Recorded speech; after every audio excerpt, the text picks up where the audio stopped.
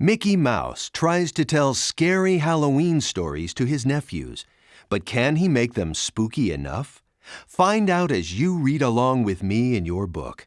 You will know it is time to turn the page when you hear this chilling sound.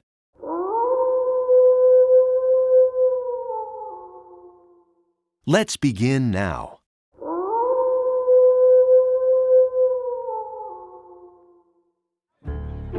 It was Halloween night, and the town was alive. Mickey, Donald, their nephews, and Goofy were dressed up and excited to trick-or-treat. They got their fair share of candy and returned to Mickey's decked-out house. Trick-or-treat! Smell my feet! Give me something to eat! In Mickey's living room, Goofy and Donald admired Mickey's decorations. Whoa, Mick, you really went whole hog this Halloween. Just you wait. I still have one more surprise in store.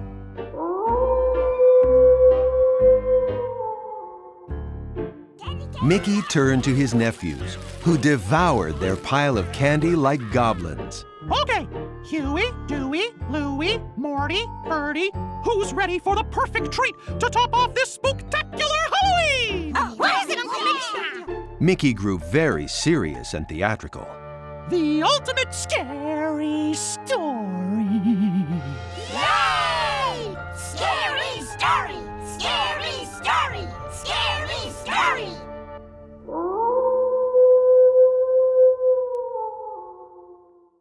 Goofy, Donald, and the nephews gathered around, eager to hear Mickey's story.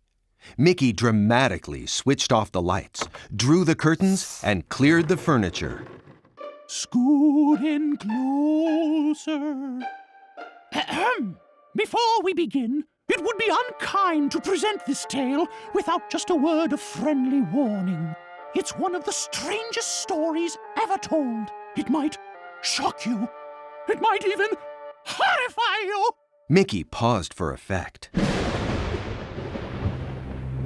It was a dark, stormy night.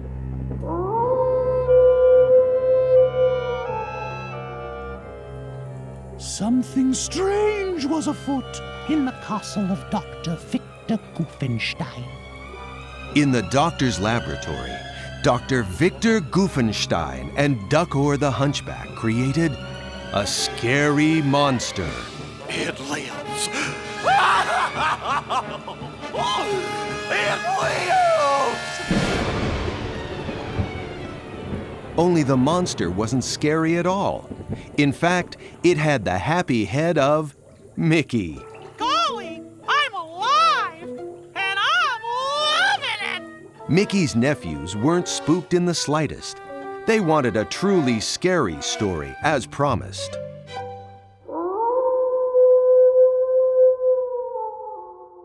Mickey realized he had to do better to frighten them. Okay, you guys want a really scary story, huh? Just remember, you asked for it.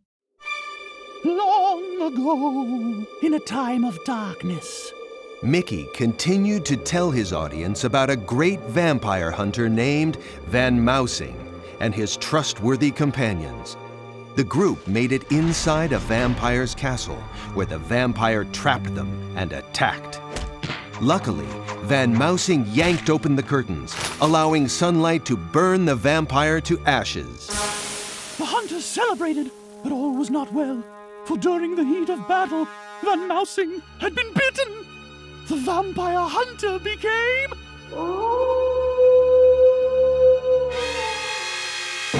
A vampire. Nobody saw that coming. We all saw it coming. The nephews still weren't impressed by Mickey's candy corn fangs. That wasn't scary at all. Mickey disagreed. You guys are nuts! That was super scary! The nephews pelted Mickey with eggs and tomatoes. Feeling defeated, Mickey ran into the kitchen, looking to his friends for what to do. Face it, Mick, you come from the happiest place on earth. You're just not capable of telling a scary story. Mickey sank to the floor. I guess you're right.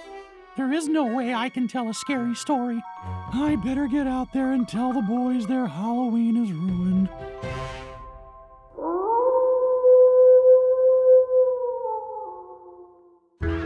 When Mickey stepped foot back into the living room, he found his nephews rampaging, demanding a scary story. He tried to calm them down. Boys! Ferdy and Louie jumped up and down on the couch, pointing at Mickey. Can't tell a scary story! Can't tell a scary story! The laughing and taunting continued, and Mickey just couldn't take it anymore. Sit! So, you don't think I can tell a story that'll scare the pants off you, huh? Here we go! Once upon a time, there were 5 rotten kids.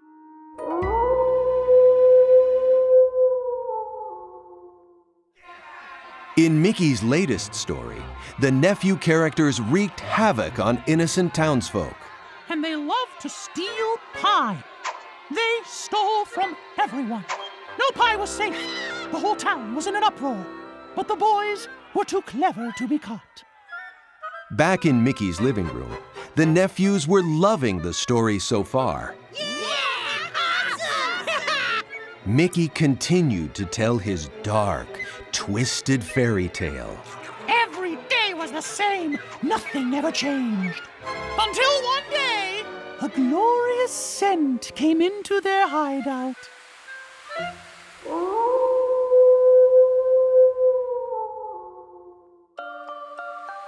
A purple wisp of vapor wafted under the bridge where it met the thieves. They rounded a corner and came upon an incredible pastry. 'Twas the most amazing pie they had ever seen. They had to have it.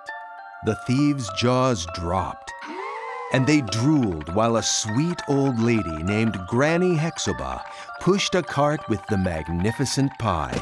That's some pie you have there, Grandma. Then the devilish boys stole her pie and triumphantly dashed off.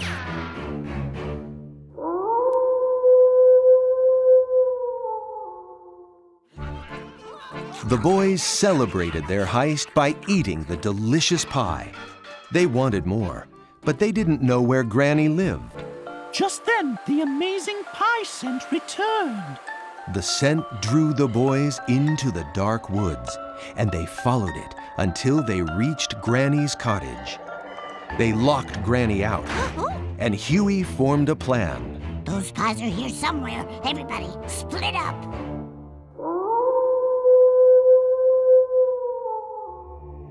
The aroma led them through the dark, creepy cottage. Before they knew it, they started to get picked off one by one. A painting came alive and yanked Morty inside the wall. A bookshelf swept Louie away. A dingy cellar staircase turned into a slide, sending Dewey through a trapdoor. Soon, Ferdy disappeared into a black void, leaving Huey all alone and running for his life. Huey entered the kitchen and finally found a pie. Entranced by it, he took a bite.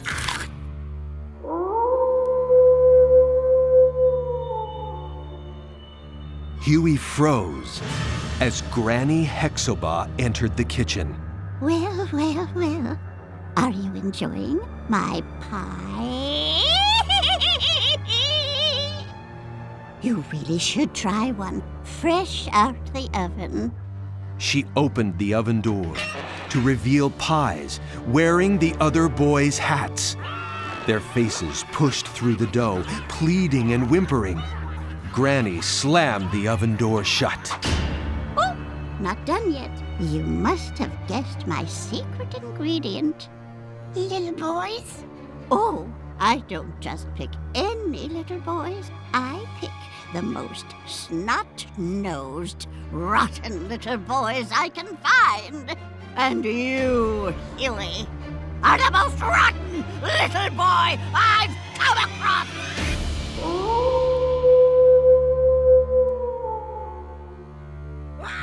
Granny laughed maniacally and suddenly turned into an evil witch. She grabbed her rolling pin. Let's make some pie! Huey ran for his life as she chased him through the cottage. Finally, he spotted the front door. I'm free! But before he could escape, Granny grabbed him and yanked him back inside the cottage. There was no escape. We had become her next prey!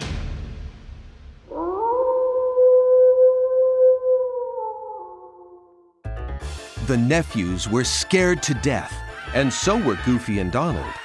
Mickey watched in satisfaction as everyone around him panicked and rocketed upstairs to cower under the blanket on his bed. In the living room, he scooped up some Halloween candy and smiled. Ha! I knew I could tell a scary story! Another Halloween successfully put to bed! You're welcome!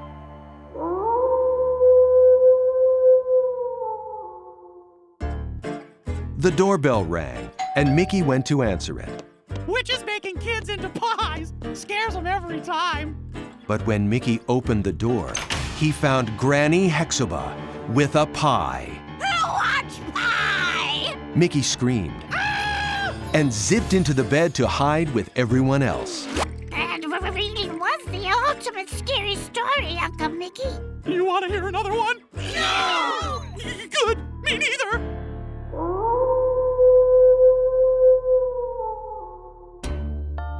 Granny Hexuba stood in the doorway as Daisy appeared at her side. What's up with Mickey? Granny pulled off her head. It was actually just Minnie, with a mask on. I don't know. Mickey usually loves my pie.